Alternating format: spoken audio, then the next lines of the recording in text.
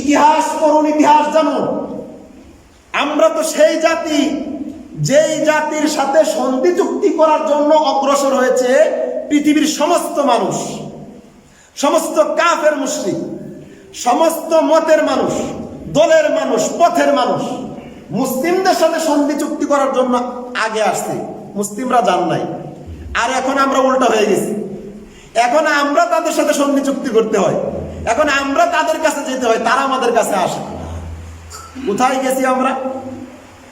এটাই তো আমাদের জন্য পরীক্ষা। আমরা বিভিন্ন দেশের সাথে সন্ধি চুক্তি করি, বিভিন্ন দেশের সাথে আমাদের দেশের জন্য কি বলে, দেশের উপকারের জন্য, দেশের যা যা দরকার তা অন্য দেশের সাথে আমরা সন্ধি চুক্তি করি। দেখা যাচ্ছে আমরা যত সন্ধি চুক্তি করেছি, আমার দেশে যখনই অন্য কোনো দেশ সন্ধি চুক্তি করার জন্য আসছে, তখনই আমরা ধোঁকায় পড়ছি, তখনই আমাদের দেশকে ঠকায় খাইছি। কোরআনে এ সমস্ত কথা বলা আছে।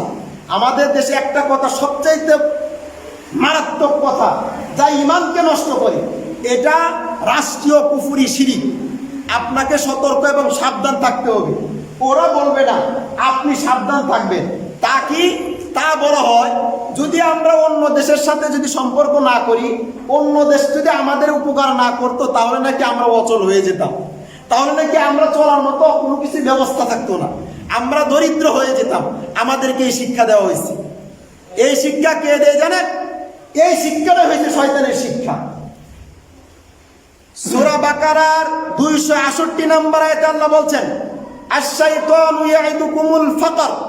শয়তান তোমাদেরকে এই চুক্তি দেয়, এই যুক্তি দেয় যে তোমরা যদি অমুক দেশের সাথে অমুক কাজ না করো, তাদের সাথে মিলিয়ে কাজ না করো, তাদের সাথে সম্পর্ক না করো, তাহলে তোমরা দরিদ্র হয়ে যাবা। শয়তান বলতেছে, শয়তান তোমাদেরকে দরিদ্রতা হওয়ার ভয় দেখায়।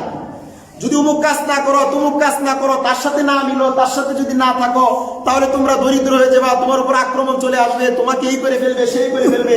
এই ভয় কে দেখায়? শয়তান দেখায়। আল্লাহ কোরআনে বলছে।